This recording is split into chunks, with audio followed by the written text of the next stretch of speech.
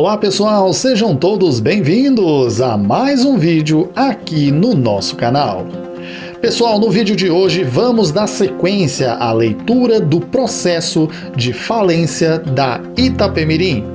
E neste trecho você vai ver que a administradora judicial até tentou apresentar um novo plano de recuperação, porém a justiça, além de recusar o pedido, e ela cita os motivos pelo qual ela recusou este pedido, decide pela falência do grupo Itapemirim. Você vai ver na íntegra, então preste bem atenção em cada detalhe para você entender o porquê a Itapemirim teve a sua falência decretada. Mas antes, aquele pedido, se você gostar do vídeo, curta, comente e se inscreva no nosso canal. Então, bora lá para a leitura do processo, a continuação. A título complementar, além de todo o contexto relacionado ao cancelamento de concessões das linhas da aviação Itapemirim perante a ANTT durante o final do mês de maio e todo o mês de junho de 2022, as operações do grupo foram totalmente paralisadas, conforme notícias que foram veiculadas na mídia. E não só, como também não houve nenhum movimento sequer operacional perante os seus usuários. Tal fato demonstra novamente a incapacidade das recuperandas em arcarem com o cumprimento dos pagamentos dos credores concursais e extraconcursais. Continuando com relação a este cenário, é possível verificar que a falta de atividades do grupo demonstra drástica consequência quando se faz análise das entradas e saídas dos recursos em contas correntes das recuperandas. Isso porque no mês de maio de 2022 ocorreram entradas de recursos totais de R$ 1.207.720,32 e em junho de 2022 apenas de R$ 373.391,97. Ou seja, valor irrisório quando comparado com a média mensal de entradas de recursos do ano de 2021, que perfez a importância de R$ 15.603.614,68. Esse cenário de drástica diminuição de atividades operacionais é facilmente percebido em demonstrativo constante da petição da auxiliar do juízo. E não só isso. O Grupo Itapemirim apresenta estrutura operacional precária, ao passo que atualmente não possui garagens adequadas para a operacionalização de suas atividades, bem como seu escritório administrativo está centralizado em um prédio alugado pela antiga gestão, sem contar com qualquer requisito básico para efetuar sua operação. Tanto é que foi necessária, na visão das recuperandas, a mudança da base administrativa para o terminal Tietê e Cachoeiro de Itapemirim. Em reunião realizada entre a nova gestão e o administrador judicial, uma série de questionamentos foram formulados. Entretanto, não houve apresentação de subsídios concretos por parte dos novos gestores, conforme trocas de informações realizadas reproduzidas em sequência acostada nos autos, folhas 82068 e 82071. Quanto ao relatório com projeções, premissas e estimativas do Grupo Itapemirim, conforme página 1, item 1 do peticionamento de folhas 81259, dos autos do procedimento de recuperação judicial, em que pese ainda não tenham a projeção integral, pedimos às recuperandas o encaminhamento dos relatórios que já estão finalizados, no que se refere à projeção de entradas de recursos e receitas operacionais do Grupo Itapemirim. Esclarecimento às recuperandas. A perspectiva cronológica do grupo recuperando é de que, nos primeiros 30 a 60 dias, irão regularizar as linhas junto à NTT, restabelecer a frota mínima de operação, realizar acordos operacionais com as empresas já interessadas, realizar antecipação de vendas com plataformas online, iniciar a operação do serviço de encomendas ainda no mês 7 de 2022, redução do passivo trabalhista, vendas de alguns ativos no primeiro semestre, como salas comerciais em Vitória, apartamento no Rio de Janeiro, imóveis em Picos, Caruaru, Patos, Campos e um platô do Centro Administrativo de Cachoeiro, com a finalidade de alcançar em torno de 40 milhões para o pagamento de credores e a utilização de 10% para a recolocação da frota, a considerar neste momento que se estima ainda apenas a operação da empresa Caiçara e que não se trata da totalidade da operação desta empresa. Quanto à ata de reunião realizada com a ANTT, Conforme informado, ainda que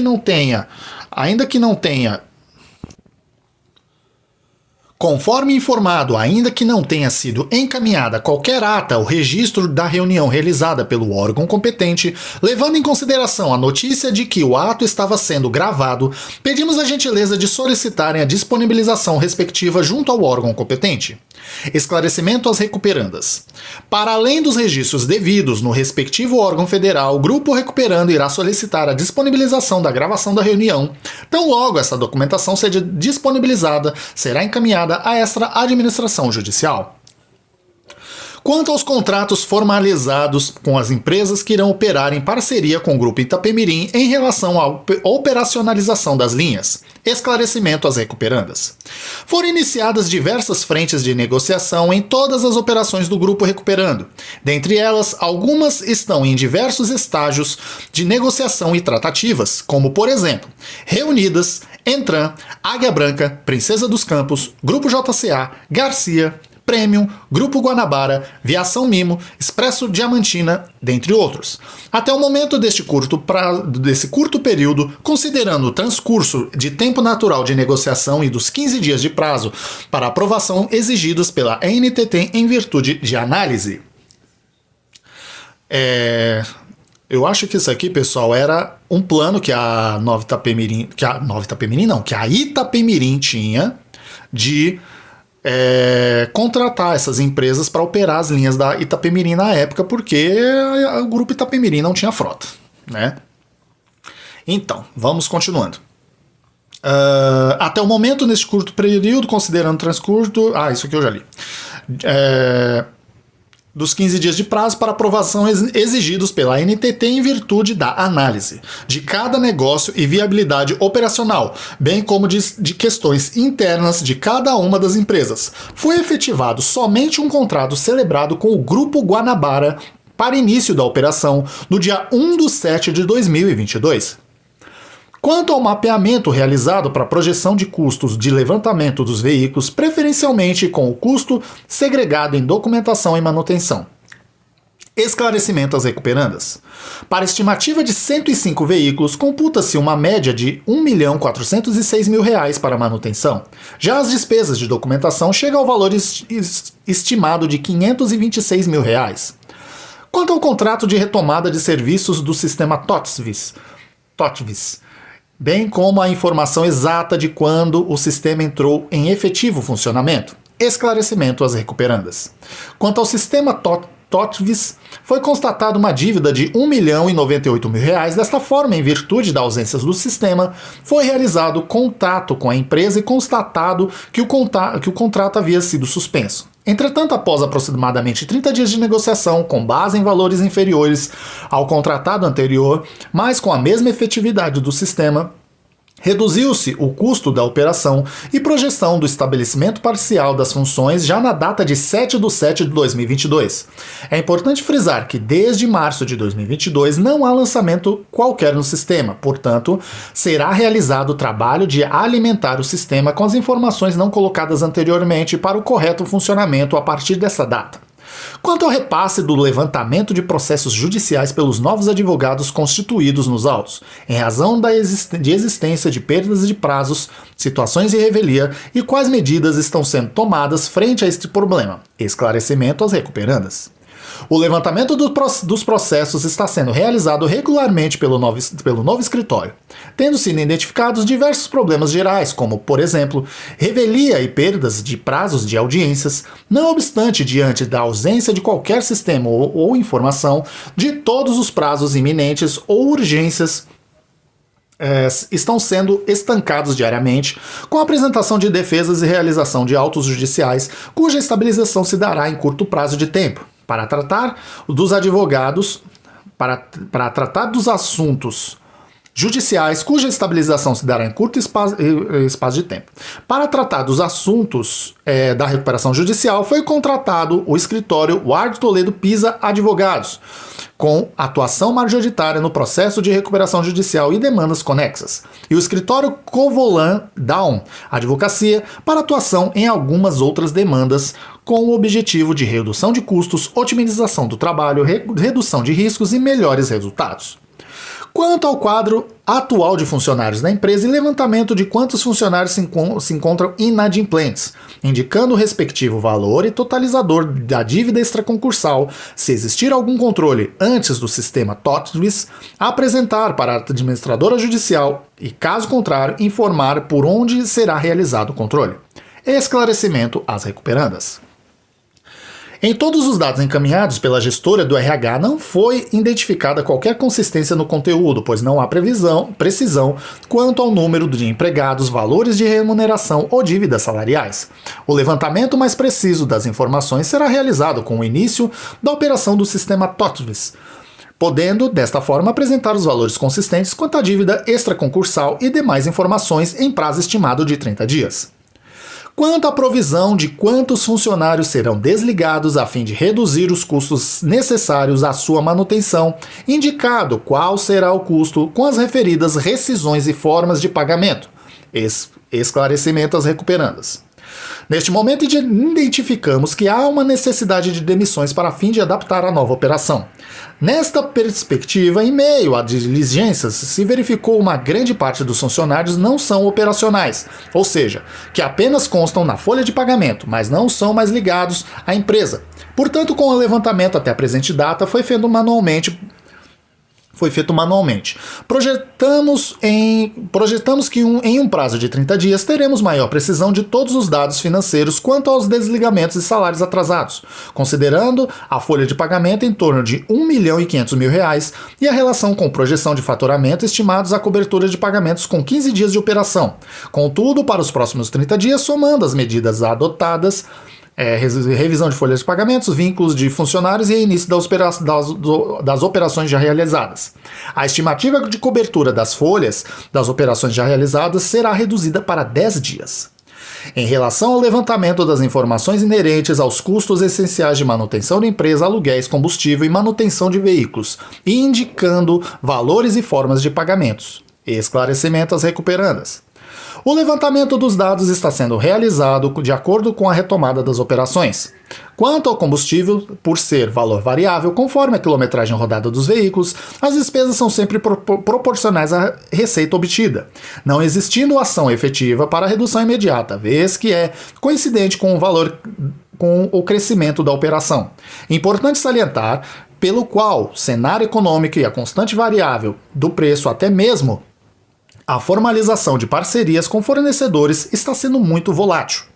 Nos mesmos moldes de negociação com a TOTVS, estão entrando em contato em todos os fornecedores e restabelecendo o crédito da empresa e o fornecimento, analisando sempre sob a ótica da redução de custos e extensão do prazo de pagamento. Qual o valor que entendem necessário ter em caixa para retomar de fato as operações e qual a origem de tais quantias? Esclarecimento às recuperandas. No novo plano de recuperação que será apresentado, haverá maior detalhamento das informações contidas neste breve relato de esclarecimento. Como já explicado anteriormente, as operações já foram retomadas gradualmente. Em levantamento prévio, o valor de venda dos ativos imobiliários perfaz uma quantia aproximada de R$210 milhões. Nestes termos, com a venda desses ativos, haverá uma equalização das contas com o pagamento dos credores, e desse total um percentual de apenas 20% será utilizado para fluxo de caixa. Isso significa, portanto, que todo o valor residual para pagamento dos credores será absorvido pelo crescimento da operação retomada. Como serão realizados os pagamentos de funcionários, pagamentos de credores concursais e extraconcursais, manutenção operacional da empresa com a quantia que possuem atualmente em caixa? Pergunta importante. Esclarecimento às recuperandas. Como já é de prévio conhecimento dessa administração judicial, por meio das informações prestadas anteriormente, essa gestão judicial assumiu sua função com a quantia de R$11 mil no caixa do Grupo Recuperando. Como sabemos, tratam-se de recursos totalmente suficientes para pagamento de qualquer base de operação. Cumpre-se também esclarecer que no dia em que foi assumida a nova gestão não havia nenhuma linha operando e nenhum serviço em funcionamento. Em resumo, não havia sistema. A contabilidade estava suspensa, não havia internet, os aluguéis estavam atrasados, bem como atrasadas todas as demais despesas despesas correntes. Como providência, foi realizado o restabelecimento imediato dos serviços essenciais, parcerias com terceiros para promover receitas, tendo como resultado a retomada da operação, com receita diária inicial em torno de R$100.000. Com esses recursos, houve a equalização dentro do possível dos itens essenciais para a operação no plano de negócios que será apresentado em breve. Serão detalhadas as medidas totais que serão tomadas para o restabelecimento total da operação, bem como e principalmente a forma encontrada para o pagamento dos credores em prazo viável e oportuno para o equacionamento do fluxo de caixa das empresas recuperandas. Não houve significativa mudança de tal contexto até a presente data. Há também o contexto da dilapidação de patrimônio que pode ser observado conforme anexo acostado pelos autos pela administradora judicial, no qual há fotos tiradas pelos representantes da auxiliar do juízo quanto à visita em Cachoeiro de Itapemirim em 13/7/2022, na rodovia Engenheiro Fabiano Viváqua, número 3178, Alto Amarelo, onde há o platô 1, estacionamento com ônibus sucateados. Platô 2, antiga base administrativa comercial operacional, oficina, manutenção geral inoperante. Platô 3, atual base administrativa comercial operacional, oficina, manutenção geral, alojamento, estacionamento e ainda. Platô 5, lavagem de veículos, estacionamento, antiga reformadora de ônibus inoperante. Ainda quando da visita em reverência aos representantes da auxiliar do juízo, obtiveram as seguintes informações na presença dos 4 colaboradores seletistas ali alocados, a saber, senhora Ana Cláudia Menezes, controller, Luciane Povoa Soares, departamento pessoal, Leonardo Cosini, depolo financeiro e Marcel Scaramussa, TI.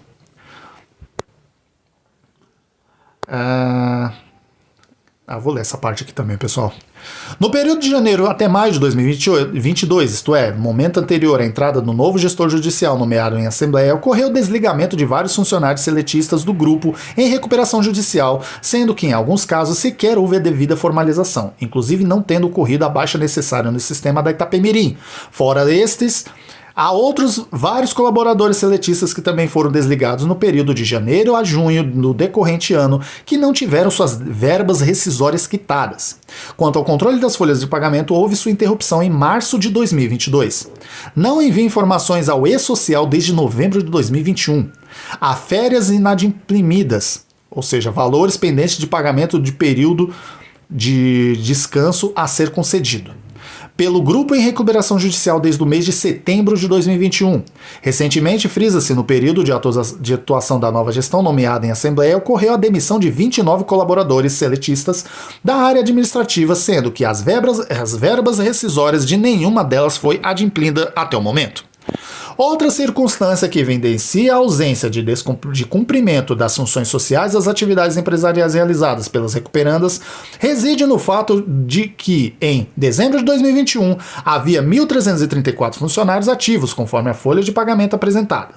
Entretanto, conforme a última folha de pagamento registrada no sistema TOTVIS, do qual houve a liberação do acesso em 8/7/2022, estes totalizavam 961 funcionários ativos, 672 da Itapemirim e 289 da Caiçara. Em contrapartida, no levantamento inicial realizado pela nova gestão, foi estimado que o Grupo Itapemirim havia 512 funcionários ativos. Contudo, de forma diversa, em diligência, foi constatado que, na prática, atualmente, o grupo tem confirmado tão somente 197 funcionários ativos. Ainda foi disponibilizado pela controller, na oportunidade, um relatório de contas a pagar extraído do sistema TOTVIS, por meio do qual foi constatado que existe 1.582.355.786,83 para pagar. Posição esta que não é exata, visto que podem ter sido realizados pagamentos sem a baixa e certamente a títulos que não estão cadastrados no sistema, uma vez que o mesmo estava com sua operacionalização paralisada e com o seu acesso bloqueado desde março até 8/7/2022, conforme as informações passadas pela nova gestão auxiliar. Assim, tem-se que tal qual consta nestes autos por reiteradas vezes, seja pelo administrador judicial, seja pelo watchdog, pelo Ministério Público, fisco e diversos credores do deslinde processual, em que pese os esforços evidenciados pela nova gestão e alguns credores em demonstrar o contrário, a inviabilidade das empresas. Desta forma, é inconteste, a qual não mais demonstra a possibilidade de manter os benefícios sociais da empresa previstos no artigo 47 da Lei 11.101/2005. Das ilegalidades insanáveis do plano de reestruturação apresentado. Tampouco a possibilidade da convocação da nova AGC para a discussão do plano apresentado diante das generalidades insanáveis de seus termos, tornando-se absolutamente ilegal e inapto sequer para o início de discussões sobre sua viabilidade econômica. Se não vejamos. Em relação ao plano de reestruturação apresentado às folhas 83250 e 83281, constata-se que, com relação à cláusula 1.121, dispõe sobre a lista de credores. Consta no plano como sendo a lista divulgada pelo administrador, contanto o grupo recuperando não menciona as atualizações do quadro geral de credores, apresentada de forma mensal pela administradora judicial, o que traz divergência substancial ao montante real sujeito à recuperação judicial, inviabilizando por completo qualquer discussão sobre o passivo a ser readequado. No que toca à cláusula 4.3.2, bem como as demais que seguem, que estabelece as unidades produtivas isoladas, as UPIs, à luz das folhas 83263, não houve observância à sequência de bens que já foram objeto de leilão em momento anterior. Já objeto de deliberações em incidente específico, o que via de consequência diminui o valor final da arrecadação pretendida.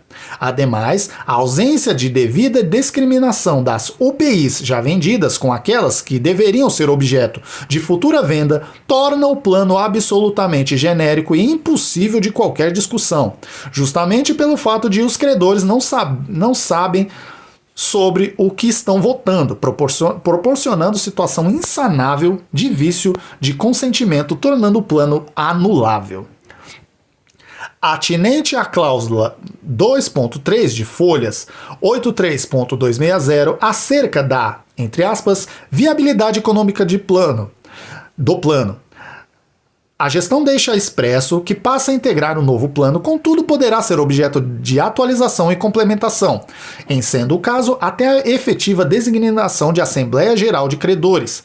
Assim, o plano gera incerteza e instabilidade no tocante às disposições ali expressas, o que leva a crer a existência de dúvidas sobre os valores ali constantes, inclusive ressalvas sobre a atuação dos gestores no que se refere ao cumprimento de suas atribuições.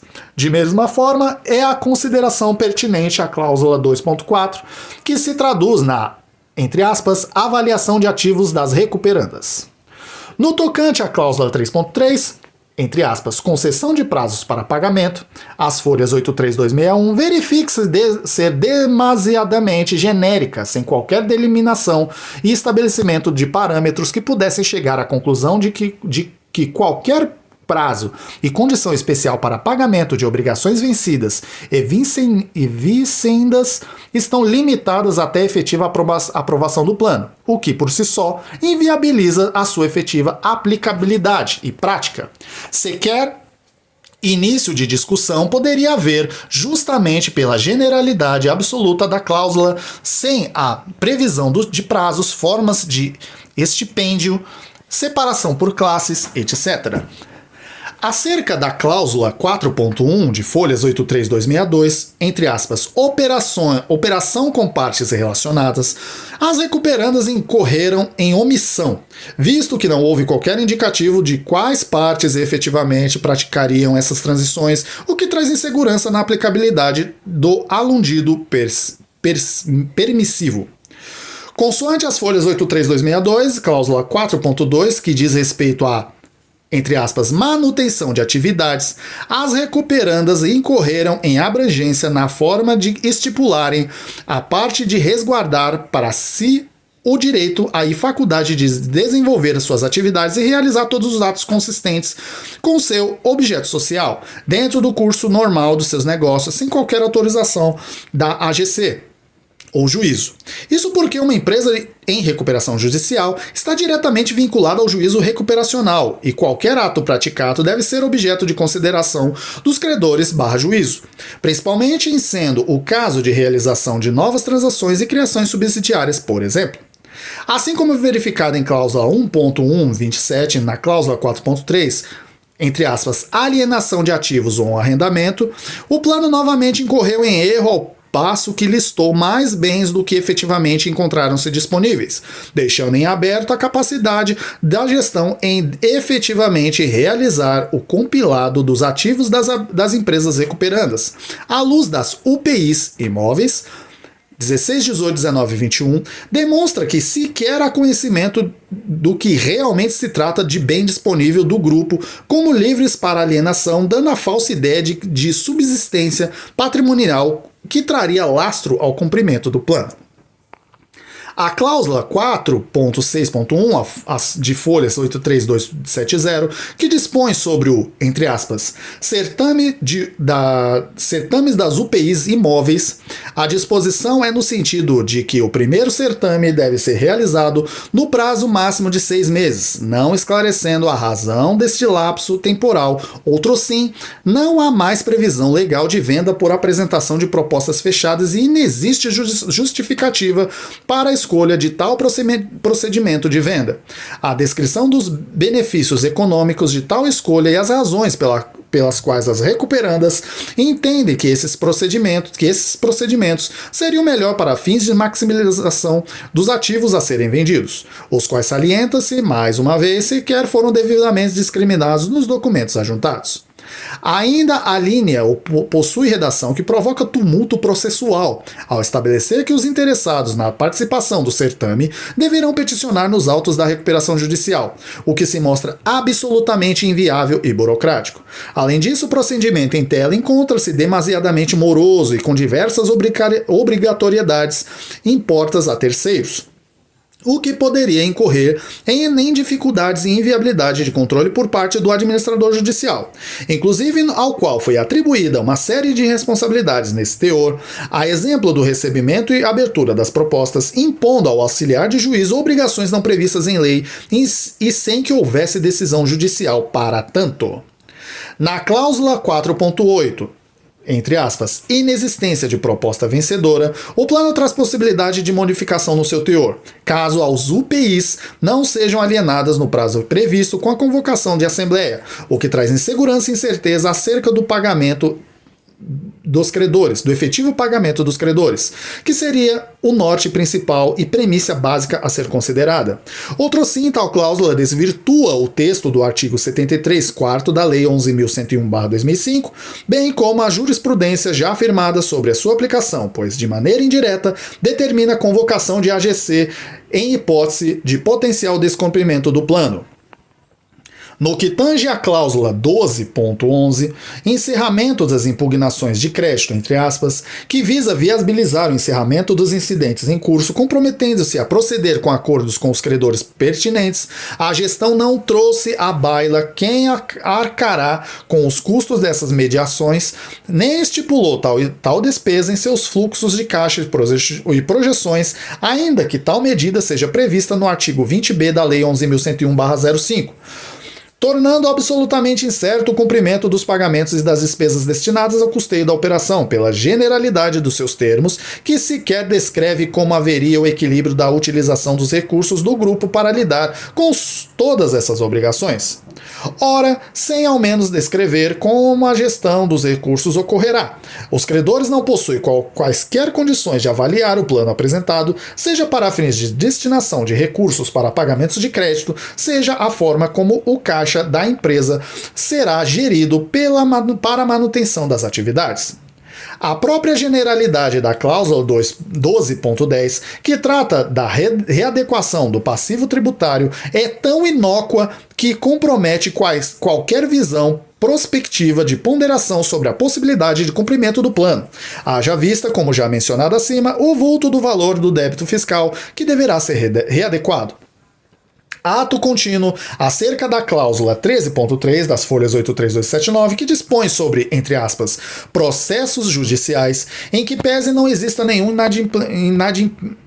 impedimento para as disposições dos credores aderentes. Um alerta fica para a situação da expressão, entre aspas, a partir da homologação do novo plano, que abrange todos os credores e não apenas os aderentes, ao passo que incorre em cerceamento de defesa em uma primária análise, o que vai em desencontro imediato com a Carta Magna em seu artigo 5º da LV da Constituição Federal. Por fim, no tocante à cláusula 16.1 de folhas 832.0, a qual trata sobre a, entre aspas, cessão dos créditos, vale dizer que em que pese tenha constatado que a cessão dos créditos passarão pelo crivo do juízo de recuperação, não houve disposição que passaria anteriormente pelas considerações da administradora judicial, o que acaba por violar o artigo 22, segundo da Lei nº 11.101/05. Como é possível perceber a generalidade das cláusulas impede qualquer compreensão sobre o conteúdo do plano, colocando os credores num cenário de insuperável assimetria informacional, com o comprometimento da livre manifestação de sua vontade, tornando inócua a convocação de nova AGC para deliberação. Ora, não há um mínimo de subsídios descritos de como as promessas feitas no plano poderão ser concretizadas. Não há sequer espaço para se iniciar uma discussão sobre a viabilidade econômica de um plano que se mostra vazio. Ante os fundamentos de fato e de direito aqui descritos, em especial ao artigo 73, incisos 4 e 6º, entendo ser o caso de convolução da recuperação judicial das empresas que compõem o grupo Itapemirim em falência. Pelas razões acima invocadas, e com o fulcro no artigo 73, inciso 4º e 6º, primeiro, do artigo 94, terceiro B, da Lei 11.101/2005, decreto hoje a falência de Viação Itapemirim S.A., CNPJ 27175975 ao contrário /07, Transportadora Itapemirim S.A., CNPJ 33271.511 ao contrário /05, Itapemirim Transportes, CNPJ, número 34537845/1000 ao contrário /32, Imobiliária Bianca, CNPJ 31.814.965/1000 ao contrário /41, Cola Comercial e Distribuidora, CNPJ 31.719.032/1000 ao contrário -75, Flecha SA Turismo e Comércio e Indústria, CNPJ 27075.753/1000 ao contrário -12, e Viação Caiçara Limitada, CNPJ 11047.649/1000 ao contrário -84, observado que os credores terão reconstituído seus direitos e garantias nas condições originalmente contratadas, deduzidas os valores pagos e ressalvados os atos validamente praticados no âmbito da recuperação judicial. Portanto, mantenho como administradora judicial a EXM Partners Assessoria Empresarial Limitada, a EXM Partners, representada pelo Sr. Eduardo Scarpellini, já cadastrada nos autos, devendo ser intimada pelo e-mail. Esse e-mail aí, pessoal. Para os fins do artigo 22, inciso 3º, deve Ser intimado pessoalmente para que em 48 horas assine o termo de compromisso sobre pena de substituição, os artigos 33 e 34. Proceder à arrecadação dos bens e documentos, artigo 110, bem como a avaliação dos bens separadamente ou em bloco, no local em que se encontram os artigos 108 e 110, para a realização do ativo, artigos 139 e 140, sendo que ficarão eles sob sua guarda e responsabilidade. Artigo 108, parágrafo único. Podendo providenciar a lacração para os fins do artigo 109, informando ainda ao juízo quanto à viabilidade da continuidade das atividades da empresa, artigo 99/11. Deverá o administrador judicial proceder à venda de todos os bens da massa falida no máximo de 180 dias, contado da data da juntada do auto de arrecadação, sob pena de destituição, salvo por impossibilidade fundamentada reconhecida por decisão judicial, nos termos do artigo 22, terceiro da Lei 11.101/2005. Quando a apresentação do relatório previsto no artigo 22, a Lei 11.101/105, deverá o administrador judicial protocolá-lo digitalmente como incidente à falência, bem como eventuais manifestações acerca deste deverão ser protocoladas junto ao referido incidente.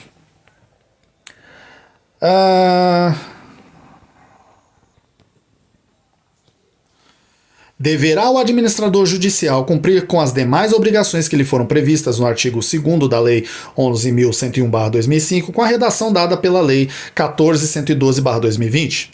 Deverá o administrador judicial providenciar a instauração de incidente para o cumprimento do artigo 7A da Lei 11.101/205 para fim de inclusão dos débitos fiscais no QGC. Deverá o administrador judicial, no prazo de 60 dias, contado do termo de nomeação, apresentar para a apreciação do juiz plano detalhado de realização dos ativos, inclusive com a estimativa de tempo não superior a 180 dias, a partir da juntada de cada auto de arrecadação da forma do inciso 3 do caput no artigo 22 dessa lei. Fixo o termo legal, artigo 99, nos 90 dias ao pedido de recuperação judicial. Deve o administrador informar se a relação nominal dos credores, com endereço, importância, natureza e classificação dos respectivos créditos, se encontram nos autos, de modo a ser expedido o edital com a relação dos credores, bem como outras providências imprescindíveis ao andamento da falência. Deve o sócio administrador ou diretores e gestores responsáveis da falida cumprir o disposto do artigo 104 da LRF, comparecendo ao cartório no prazo de 10 dias para assinar o termo de comparecimento e prestar esclarecimentos que deverão ser apresentados na ocasião por escrito. Posteriormente, havendo necessidade, será designada audiência para esclarecimentos pessoais dos falidos, intimando-se também, para tanto, o administrador judicial e o Ministério Público. Quanto a este teor, ressalto que, como administradores das devedoras, deverão ser considerados o senhor Sidney Piva de Jesus, acionista e presidente do Grupo Itapemirim, quanto a este teor, ressalto que, como administradores das devedoras, deverão ser considerados o senhor Sidney Piva de Jesus, acionista e presidente do grupo no momento dos atos que levaram as empresas à quebra, senhora Camila de Souza Valdívia, acionista do Grupo Itapemirim e sócia do senhor Piva, senhora Adilson Furlan, diretor financeiro e operacional, e Karina Mendonça, diretora jurídica e vice-presidente, responsável por compliance e execução do plano, conforme organograma administrativo, posição de dezembro de 2021 a janeiro de 2022, sem prejuízo de apurações que se fizeram necessárias desde a data de ajuizamento deste feito.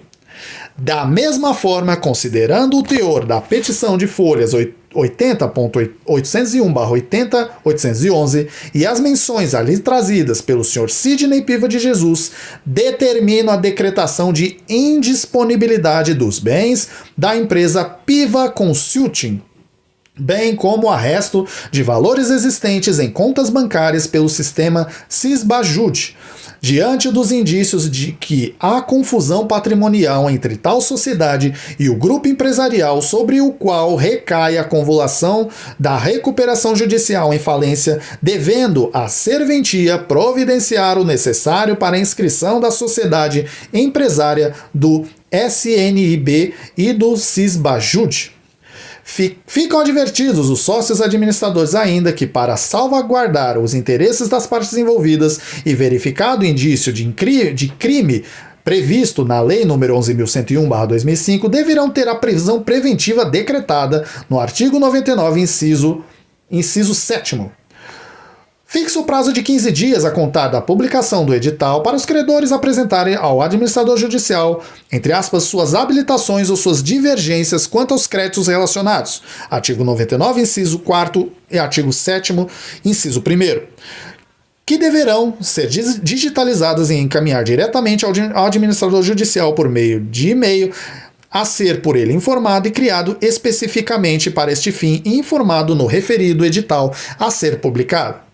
Neste sentido, deverá o administrador judicial informar no prazo de 5 dias um e-mail criado para este fim que deverá constar no edital do artigo 99, parágrafo único a ser expedido. Quanto à publicação do edital, o que se refere ao artigo 2º da Lei 11.101/2005, eventuais impugnações ao referido edital e ou habilitações retardatárias deverão ser protocoladas digitalmente como incidente à falência, ao passo que não deverão ser juntadas nos autos principais, sendo que as petições subsequentes e referentes ao mesmo incidente deverão ser sempre direcionadas àquele já instaurado. Neste ponto, deverão os credores e seus patronos observar que as habilitações e divergências de crédito deverão ser interpostas pelo peticionamento eletrônico inicial, por dependência ao processo principal nos termos do comunicado CG número 219/18, disponibilizado no DJ de 5/5/2018, respeitando-se o rito previsto nos artigos 7º a 20 da Lei 11.101/2005. Pedidos de habilitação e divergências protocolarizados nos autos principais serão desconsiderados independentemente de menção específica a cada um deles que constarem nos autos, em relação da absoluta inadequação da via eleita, nos termos da Lei 11.101/2005, por não ser possível discussão sobre natureza e valor de crédito nos autos principais da recuperação judicial ou do processo falimentar. Oportunamente, peça-se de edital nos termos do artigo 99, inciso 1º da Lei 11.101/2005, devendo o administrador judicial providenciar minuta no formato Word a ser encaminhada à serventia. Determino nos termos do artigo 99, inciso 5º, a suspensão de todas as ações ou execuções contra a falida empresa, ressalvadas as hipóteses previstas nos incisos 1º e 2º do artigo 6º da mesma lei, ficando suspensa também a prescrição. Proibida a prática de qualquer ato de disposição ou oneração de bens da falida, sem autorização judicial, ressalvados os bens cuja venda faça parte das atividades normais do devedor, se autorizada a continuação provisória das atividades, entre aspas. Além das comunicações online ao Banco Central e às fazendas da União, Estado e municípios, nos quais as falidas possuem sede, a serem providenciadas pela serventia, servirá cópia desta sentença assinada digitalmente de ofício aos órgãos elencados abaixo, para o endereço do administrador judicial nomeado. O administrador judicial deverá encaminhar cópia desta decisão aos órgãos competentes, devendo comprovar o protocolo nesses autos digitais em 10 dias. No caso, essa cópia no caso era para ser encaminhada para a Junta Comercial do Estado de São Paulo, Empresa Brasileira de Correios e Telégrafos, o Centro de Informações Fiscais, Setor de Execuções Fiscais da Fazenda Pública, Bolsa de Valores do Estado de São Paulo, Banco Bradesco, Departamento de Rendas Mobiliárias, Cartório, Distribuidor de Títulos para Protestos. Cumpridas as determinações, intimem-se eletronicamente o Ministério Público e as fazendas federal, estadual e municipal. No próximo vídeo, o arrendamento das linhas da antiga Itapemirim-Caiçara dados à transportadora turística Suzano.